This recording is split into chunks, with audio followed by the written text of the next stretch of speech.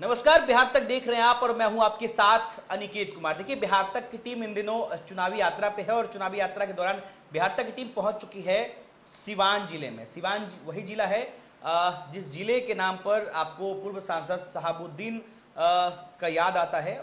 शहाबुद्दीन वो नाम जिसे पूरा देश जानता है। शहाबुद्दीन का ये क्षेत्र हुआ करता था एक ज़माने में, चूँकि अब वो दिवंगत हो गए हैं। वैसे में सिवान जिले के 8 विधानसभा सीटों पर 2025 के विधानसभा चुनाव में क्या कुछ समीकरण होने वाला है, इस चीज़ को हम जानने के लिए आप पहुंचे हैं सिवान जिले के वरिष्ठ पत्रकार कैलाश कश्यप जी के साथ। कैलाश कश्यप जी, सबसे पहले तो आपका बहुत बहुत स्वागत है। बहुत बहुत धन्यवाद। आज हम आपसे जानना चाहेंगे कि सिवान जिले में जो 8 विधानसभा सीटें हैं 2025 के चुनाव में, इन 8 विधानसभा सीटों पर क्या कुछ माहौल होने वाला है, इन सीटों का समीकरण क्या है, यहाँ की राजनीति कैसे होने वाली है, कौन उम्मीदवार होने वाले हैं, ये हम सब आपसे जानना चाहेंगे। तो हम चाहेंगे कि आप सबसे पहले, चूंकि सिवान जिला है, सिवान विधानसभा सीट भी है, सदर की सीट भी है, तो सिवान सीट से आप समीकरण बताएं कि यहाँ से इस विधानसभा सीट का इतिहास क्या रहा है और इस बार के चुनाव में क्या कुछ समीकरण इस सीट के। सबसे पहले आप सभी को बहुत बहुत धन्यवाद। और देखिए, जैसे कि आपने शुरू में कहा कि ये शहाबुद्दीन का, तो मैं बता दूं कि ये शहाबुद्दीन साहब का ये किला रहा है, अवैध किला इसे जाना जाता था। यहाँ पे दूसरे दल का कभी मतलब खाता नहीं खुलता था जब वो थे तब। लेकिन उस समय की बात कुछ और थी, समय बदला, परिस्थितियाँ बदली हैं।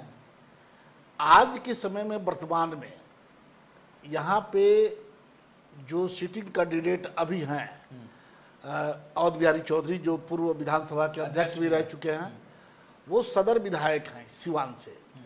और उनको सिवान का भीष्म, राजनीति के क्षेत्र में सिवान के लोग उन्हें भीष्म पितामह के नाम से जानते हैं, क्योंकि पुराने नेता हैं और बिल्कुल बेदाग, कहीं उन पर कोई आज तक दाग नहीं है।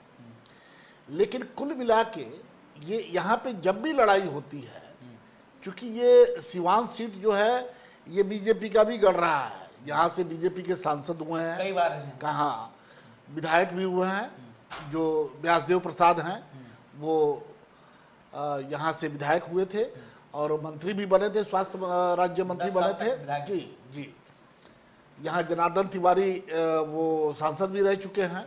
तो ये बीजेपी का भी गढ़ है और यहाँ पे हमेशा लड़ाई आपको बीजेपी और राजद इसी से होगी। तो इस बार भी कुल मिला के यही तस्वीर सामने आ रही है कि अवध बिहारी चौधरी का टिकट बिल्कुल पक्का है। अब रही बात एनडीए की, तो एनडीए में अभी कई नए घटक आए हुए हैं, नए लोग हैं। तो उसमें अब ये सिवान सीट किसे जाता है, हालांकि हमें पूरा यकीन है कि ये बीजेपी को ही जाएगा। तो अब बीजेपी, तो बीजेपी से अब कौन उम्मीदवार बनता है ये तो अब आने वाला वक्त बताएगा, चूंकि दावेदार बहुत सारे लोग हैं। कई कुछ दावेदार, 2-3 नाम ऐसे जिनके चांसेस सबसे ज्यादा लगते हैं बाकियों के मुताबिक, जैसे में कौन? अब यहाँ पे जो देखिए, जमाना जो है वो सोशल मीडिया का है और सोशल मीडिया पे एक नाम रूपल आनंद उनका तैर रहा है। एक नाम और है आपको व्यासदेव प्रसाद के, जो पूर्व विधायक रह चुके हैं, लंबा 10 साल उनका कार्यकाल रहा है, अच्छी पकड़ भी है सिवान में, उनकी बिरादरी का भी अच्छा वोट है। तो उनके सुपुत्र हैं बंटी, बीजेपी के वो पदाधिकारी भी हैं, तो उनका नाम भी है। और कई लोग हैं जो इस अब एक नाम का चर्चा आपको और बता दें कि मंगल पांडे जो इस सूबे के स्वास्थ्य मंत्री हैं, कद्दावर नेता हैं पूरे बिहार के लिए, उनकी पत्नी का भी नाम आ रहा है कि हो सकता है कि उनकी पत्नी चुनाव लड़े। अच्छा, तो ये अभी अब सब कुछ भविष्य के गर्भ में है। समय जैसे जैसे नजदीक आएगा समझ में आएगा कि कौन यहाँ से। चलिए, तो सिवान सीट को लेकर के हम बातचीत कर रहे थे, अब हम जीरादेई सीट को लेकर के चलते हैं। जीरादेई सीट है, जीरादेई का अपने आप में इतिहास रहा है। जी जी, जीरादेई हमारे देश के प्रथम राष्ट्रपति डॉक्टर राजेंद्र बाबू की जन्मस्थली है उनकी कर्म भूमि है। लेकिन आज भी ये बड़े दुख के साथ कहना पड़ता है कि राजद 15 साल उनका शासन रहा और 20 साल तक नीतीश जी भी रहे सत्ता में, लेकिन जो पहचान मिलनी चाहिए थी जीरादेई की वो नहीं मिल पाई आज तक। आज भी लगता है कि जीरादेई को बिल्कुल उपेक्षित छोड़ दिया गया है। बिहार में विकास की गाथा गढ़ी जा रही है, लेकिन अब जीरादेई को क्यों छोड़ दिया गया है, इसके पीछे क्या राजनीति है, ये तो अब हमारे नेता ही बता पाएंगे। जब 3 दिसंबर जब उनकी जयंती समारोह मनाया जाता है तो सारे नेता वहां जुटते हैं, सभी नए नए कस्में वादे खाते हैं, लेकिन फिर वो इस बार का समीकरण क्या कहता है, किसका टिकट अभी वहां पे वो सीट जो है जीरादेई का जो सीट है वो भाकपा माले के कब्जे में है। अमरजीत कुशवाहा जो एक बेबाक नेता है, वो जेल में थे, चुनाव लड़े और वो चुनाव जीत गए। हाँ, तो वो माले का भी क्षेत्र है, माले का भाकपा माले का एक अपना उनका कैडर वोट है और वो बहुत ज्यादा है। माले के लोग बिकते नहीं हैं। आप हम बिहार में वो चूरा सतुआ लेके वो आते हैं, उनका कैडर मजबूत होता है। उनका कैडर मजबूत होता है, उसको आप खरीद नहीं सकते हैं। और जीरादेई वैश्य बहुल इलाका भी है, तो वहाँ पे मुस्लिम वोट भी वहाँ पे निर्णायक होता है। तो इस बार अब देखिए कि जीरादेई पे बीजेपी की नज़र पहले से है, जदयू का भी है, लेकिन अब ये सारी परिस्थितियां तब क्लियर हो पाएंगी कि बीजेपी कितने 243 में से बीजेपी कितने सीट पे लड़ती है, कहां से लड़ती है। क्योंकि अभी जैसे एक आपको बता दें कि चिराग पासवान, आपने भी देखा होगा कि चिराग पासवान ने ये क्लियर कर दिया कि वो बिल्कुल ये इंडिपेंडेंट चुनाव लड़ेंगे। वो एनडीए में है लेकिन अलग से हैं, वो अपने हिसाब से चुनाव लड़ेंगे।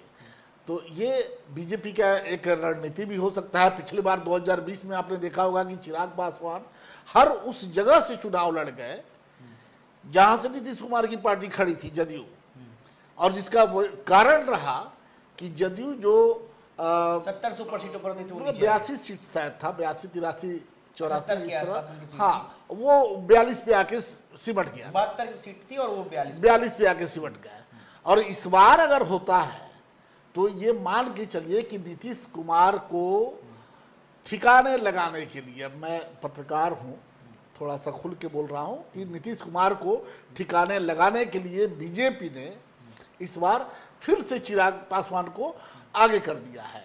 और अगर चिराग पासवान, उन्होंने कहा है कि इंडिपेंडेंट चुनाव लड़ेंगे, तो अगर कौन कैंडिडेट हो सकते हैं वहां से? आपने महागठबंधन से तो बता दिया कि अमरजीत कुशवाहा, हाँ, वो उनका रहना लगभग तय माना जा रहा है। एनडीए से अगर हम चर्चा करते हैं, अगर जेडीयू को टिकट मिलता है तो क्या उनके पास कोई उम्मीदवार है? अगर बीजेपी को टिकट मिलता है तो उनके पास कौन उम्मीदवार होंगे? या अगर चिराग पासवान किसी को मैदान में उतारते हैं तो उनके पास कौन उम्मीदवार है? कुछ ऐसी देखिए, अभी जो सूत्र हमारे पास, तो मीडिया के पास सूत्र ही होता है, तो वो पता चलता है कि चिराग पासवान शायद सिवान में वो नहीं लेना चाहते हैं कि सिवान में हम नहीं लड़ेंगे।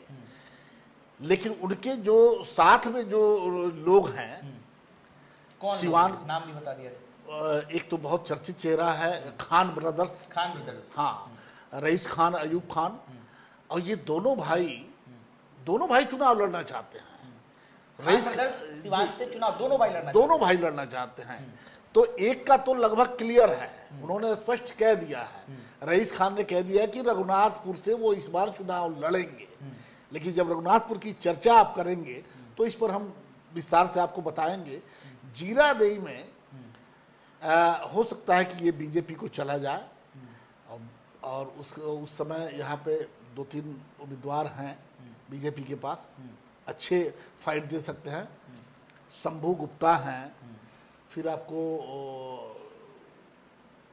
एक राजपूत समाज से आते हैं, मैं नाम थोड़ा सा मिस कर रहा हूँ, वो बिट्टू सिंह, वो भी हैं।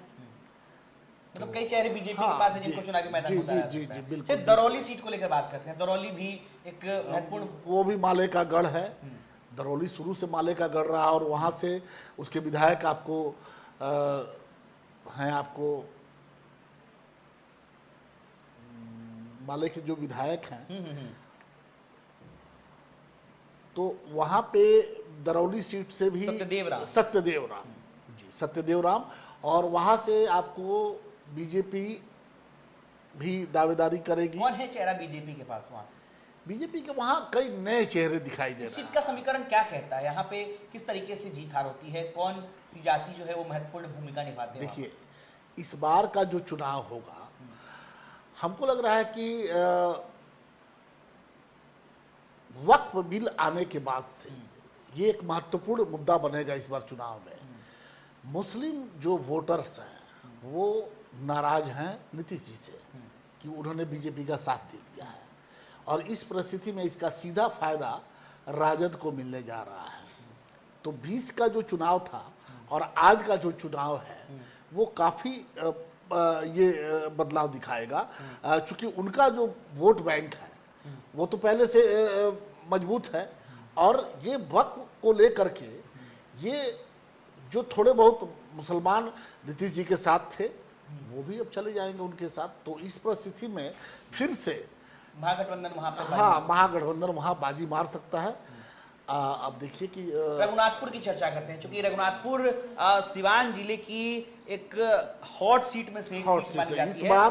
इस बार 2025 का हमें लगता है कि 8 विधानसभा में अगर सबसे चर्चा किसी सीट की चर्चा होगी तो वो होगी रघुनाथपुर की। क्या वजह है, तो हम चाहेंगे कि हमारे देखिए, दर्शकों को उसका बताइए। सबसे बड़ा वजह ये है कि अभी से उस सीट पे, अभी तो वो राजद के कब्जे में है, हरिशंकर यादव जो हैं वो वहाँ के विधायक हैं, और उनकी भी छवि वहाँ पे मजबूत है। अगर लेकिन अब परिस्थितियाँ थोड़ा बदली हुई हैं। हिना साहब 2024 के चुनाव में वो निर्दलीय चुनाव लड़ी थी, लेकिन बाद में आरजेडी के लेकिन साथ बाद में वो आ गई, और तो कई सारे कार्यक्रम अब ये चर्चा बहुत तेजी से चर्चा है, बहुत जोरों पे है कि ओसामा साहब जो साहबुद्दीन साहब के पुत्र हैं वो चुनाव लड़ेंगे रघुनाथपुर से, और वहाँ से मनोज सिंह एक चर्चित चेहरा है ये, और बड़ा लंबा समय इन्होंने बीजेपी को दिया है। हालांकि ये आपको जदयू के भी माने जदयू में भी रहे हुए हैं, लेकिन अब इनका भाग्य क्या कहें, ये आज तक मैंने इन्हें कामयाबी नहीं मिली है, और इस बार हमें लगता है कि इनके भविष्य का भी तय होगा, राजनीति तय होगा कि क्या हो सकता है अगर ये चुनाव नहीं निकाल पाते हैं। मनोज सिंह अगर चुनाव नहीं जीत पाते हैं तो इनके लिए बड़ा थोड़ा सा कठिन होगा, राजनीति भविष्य इनका ठीक नहीं होगा। लेकिन इस बार अगर ओसामा चुनाव मैदान में आते हैं तो वहाँ की परिस्थिति देखिए, वहाँ पे ओसामा जब आएंगे तो रईस खान का भी चुनाव लड़ना बिल्कुल तय है, खान ब्रदर्स वाले खान ब्रदर्स का। और हमें जहाँ तक जब रईस खान से हम लोगों की बातचीत होती है किसी मुद्दे पे, तो पार्टी टिकट दे या ना दे, हालांकि वो तो कहते हैं कि भाई पार्टी हमें टिकट देगी, लोजपा, हाँ जी लोजपा, रामविलास, लेकिन अगर 22 में नहीं देती है तो तब भी रईस खान चुनाव लड़ेंगे। यानी कि यहाँ पर त्रिकोणीय मुकाबला होगा। लेकिन इसमें दिक्कत क्या हो जाएगा, फिर दिक्कत क्या होगा कि आपको मुस्लिम वोटों का जो वो बंटवारा हो जाएगा, और इसका फायदा एनडीए को मिल सकता है, और इसका फायदा एनडीए को मिल जाएगा। उस समय मनोज सिंह की स्थिति मजबूत हो जाती है। लेकिन अगर ओसामा, चूंकि ओसामा का भी स्थिति आप कम नहीं कर सकते हैं, इसलिए कि जब भी हिना साहब चुनाव लड़ी, 3 चुनाव वो हारी हुई हैं लोकसभा की, लेकिन जब भी वो चुनाव लड़ी तो हमेशा आपको 8 विधानसभा वार जब गिनती होती है तो रघुनाथपुर से वो हमेशा जीती है चुनाव। तो उनका भरोसा है, मुस्लिम बहुत थोड़ा सा मुस्लिम वोटर्स भी अच्छे खासे हैं वहाँ पे। तो इस परिस्थिति में लगता है कि ओसामा साहब के लिए बड़ा आसान होगा। त्रिकोणीय मुकाबला यहाँ पर होगा, खान ब्रदर्स वाले रईस खान के चुनाव में होंगे, ओसामा साहब जो है आमने सामने होंगे, और मनोज सिंह बीजेपी से दावेदार हाँ, है, बीजेपी त्रिकोणीय जी, मुकाबला हो जी। सकता है। अब हम बात करेंगे दरौंदा सीट के बारे में, जहां पर आज प्रशांत किशोर की रैली भी हुई है। दरौंदा सीट को लेकर के क्या कहेंगे? दरौंदा सीट पे देखिए अभी वर्तमान में कर्णजीत सिंह उर्फ व्यास सिंह जो हैं उनका कब्जा है। वो 2 बार से, एक तो उपचुनाव जीते जब वहाँ पे आपको कविता सिंह विधायक हुआ करती थी। उसके बाद वो चुनाव जीते, फिर आपको वो दूसरी बार जब चुनाव हुआ 2020 में, उस समय भी चुनाव जीते। आज की परिस्थिति में थोड़ा सा चूंकि आप 10 साल जब रह जाते हैं, 8 साल रह जाते हैं किसी क्षेत्र में, तो थोड़ा सा लोग कुछ कुछ खुश होते हैं तो कुछ नाराज भी हो जाते हैं। अब बीजेपी के सामने आपको 2 चीज है कि अगर कर्णजीत सिंह को टिकट मिलता है तो सवर्ण, चूंकि जातीय समीकरण भी देखना होगा आपको। बिल्कुल, बिहार में तो जातीय बिहार समीकरण में पे चुनाव होते हैं। इसी पे चुनाव होता है, और इस बार तो ये जातीय जनगणना को लेकर के और ज्यादा ये मुद्दा सामने रहेगा। लेकिन उस परिस्थिति में मनोज सिंह भी चुनाव लड़ेंगे, व्यास सिंह भी चुनाव लड़ेंगे, तो आखिर कितने राजपूत बिरादरी से कितने लोगों को टिकट दिया जाएगा? बिट्टू सिंह भी अगर चुनाव जीरादी से लड़ते हैं तो बाकी लोग कहां जाएंगे भाई? तो ये एक समस्या है। अब भीतर से ये कुछ खबरें आ रही हैं कि ओम प्रकाश यादव आपके कन्हैया भिलारी जो पटना में बैठे हुए हैं, उन्होंने दावा कर दिया कि ओम प्रकाश यादव बीजेपी से लड़ेंगे, वहां चुनाव लड़ेंगे। तो ये अभी कुछ स्थिति स्पष्ट नहीं हो पा रहा है कि आखिर व्यास सिंह का अगर टिकट कटता है, ये भी नहीं होना चाहिए क्योंकि व्यास सिंह सिटिंग कैंडिडेट है, और जहां तक हमें लगता है कि वहां के लिए, दरौंदा के लिए उन्होंने बहुत कुछ काम किया है, कंटिन्यू वो अपने क्षेत्र में रहे हैं। लेकिन उसके बाद भी अगर कहीं कुछ इधर उधर होता है तो ये इस पार्टी का मामला है कि किस परिस्थिति में उनका टिकट काटा जाएगा। बड़हरिया सीट के बारे में भी चर्चा करेंगे। बड़हरिया सीट भी चूंकि सिवान का हिस्सा है, 8 सीटों में से वो भी एक सीट है। इस सीटों पर इस बार का चुनावी समीकरण क्या है? देखिए, बड़हरिया सीट जो है, यहाँ पे आरजेडी का कब्जा है। बच्चा पांडे जो हैं वो सिटिंग विधायक हैं। लेकिन इस क्या पता क्यों बड़हरिया से इस बार बच्चा पांडे जो, उनसे लोग नाराज हैं, उनसे नाराजगी है कि भाई उन्होंने एंटी इनकम में से हाँ वो इन्होंने काम नहीं किया। और वहां से एक चर्चित चेहरा जो सिर्फ बिहार का नहीं पूरे भारत का वो चर्चित चेहरा श्याम बहादुर सिंह, आपने सुना होगा कि भाई मुख्यमंत्री के बहुत चहेते विधायक चर्चाओं में खूब रहते हैं। खूब रहते हैं। कई बार उनके तो बयान जो है वो वीडियो जो है, एक बार वायरल वो उनका कहना है कि भाई एक बार मैं चुनाव अब की बार लड़ूंगा और पार्टी मुझे टिकट देगी। इंद्रदेव भगत भी हैं जो जदयू के नेता हैं, वो भी एक नाम है। वहां पे लड़ाई आपको जदयू बड़हरिया लड़ेगा, और राजद से, तो राजद से कई नामों की चर्चा है। राजद से मान लीजिए सिटिंग विधायक आपको ये है, अगर इनका टिकट कटता है तो इनकी जगह पे कौन आएगा? एक नया चेहरा अभी राजनीति में राजद की तरफ से दिखाई दे रहा है। हालांकि वैश्य बहुल इलाका नहीं है वो, लेकिन राजद से अगर टिकट लेके अरुण गुप्ता, वो वैश्य नेता हैं, अभी तुरंत वो राजद में ज्वाइनिंग किए हैं। तो उस परिस्थिति में अगर वो आते हैं तो अब बड़हरिया का समीकरण क्या होगा? और अगर श्याम बहादुर सिंह आते हैं तो हमें लगता है कि सबको श्याम बहादुर से ही लड़ना पड़ेगा। चलिए, गोरिया कोठी सीट के बारे में भी बता दीजिए, क्योंकि अब 6 सीटों का हमने जिक्र कर लिया है, अब 2 सीटें बची हैं, गोरिया कोठी और महाराजगंज। गोरिया कोठी सीट को लेकर के आपका समीकरण क्या कहता है? यहाँ का चुनावी समीकरण क्या है? गोरिया कोठी से देखिए, वहां भी बीजेपी वर्सेस, मतलब कि एनडीए वर्सेस इंडिया गठबंधन का ही लड़ाई होगा। हाँ, ये एकदम नेक टू नेक होगा। वहां से वर्तमान विधायक अभी बीजेपी के हैं, उनका नाम देखिए उस पर देवेश कांत सिंह, और एक वर्मा ट्रांसपोर्ट जो मुन्ना वर्मा, वो उनकी पत्नी चुनाव लड़ती थी, वो अभी हैं भी। तो अब राजद किसे उम्मीदवार बनाता है, लड़ाई वहां राजद और बीजेपी से ही होगा। वहां पे बहुत कम मतलब कि वोटों के अंतर से हार जीत हुआ था, लेकिन इस बार मुख्य मुद्दा पूरे बिहार में, एक बात समझ लीजिए कि पूरे बिहार का जो समीकरण निकलेगा ना, समीकरण तो जो निकले, लेकिन मुद्दा बहुत स्पष्ट मुद्दा होगा। हमारे यहाँ आज हमारे यहाँ गृह मंत्री आते हैं, गोपालगंज में आते हैं, गोपालगंज में आते हैं और कहते हैं कि भाई अभी कुछ दिन पहले की बात है कि जब हमारी सरकार आएगी तो जितने बंद पड़ी चीनी मिलें हैं वो सब चालू हो जाएगी। अब 20 साल से सरकार सत्ता में है, बीजेपी सत्ता में है, और चीनी मिल चालू करने की बात आज हो रही है, प्लान रोकने की बात आज हो रही है। बेरोजगारी किस सीमा पे है ये आप भी देखते हैं कि पटना में बेरोजगार जब अपने नौकरी की मांग करते हैं तो किस तरह से बेरामी से उन पर लाठियां बरसाई जाती हैं।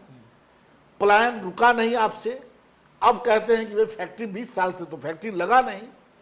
तो ये सारे मुद्दे, और सबसे बड़ा मुद्दा बनेगा शराब बंदी जी, गोरिया कोठी में, क्योंकि शराब बंदी, एक तरफ शराब बंदी आप दिखा रहे हैं और दूसरी तरफ आज थाने से, हर थाने से शराब बिक रहा है, थाने की गाड़ी से शराब पकड़ा जा रहा है, एम्बुलेंस से शराब ढोया जा रहा है। अब इससे बड़ी बात और क्या हो सकती है। तो मजाक आज विकास, कौन कौन से रेस में है यहाँ से गोरिया कोठी से? गोरिया कोठी जो सिटिंग विधायक हैं देवेश कांत सिंह, वो उनका टिकट लगभग पक्का है, तय है। अब रही बात की राजद से, तो राजद से देखिए पार्टी किसे अपना चेहरा बनाती है। चूंकि इस बार तेजस्वी ने जो कहा है कि मैं किसी की पैरवी पे किसी को नहीं देने जा रहा, और तेजस्वी सिवान भी आए थे, कार्यकर्ताओं से उन्होंने 2 दिनों तक लगातार मीटिंग की, हर एक घंटे का सत्र चल रहा था और सबसे बातचीत हो रही थी। तो हो सकता है कि तेजस्वी इस बार कुछ नया अपना नया चेहरा लेके आए। चलिए अब महाराजगंज सीट को लेकर चर्चा करते हैं। इकलौती सीट है जो कांग्रेस के पास है इस जिले में। महाराजगंज से विजय शंकर दुबे विधायक है। इस सीट से क्या लगता है कौन कौन से दावेदार हो सकते हैं?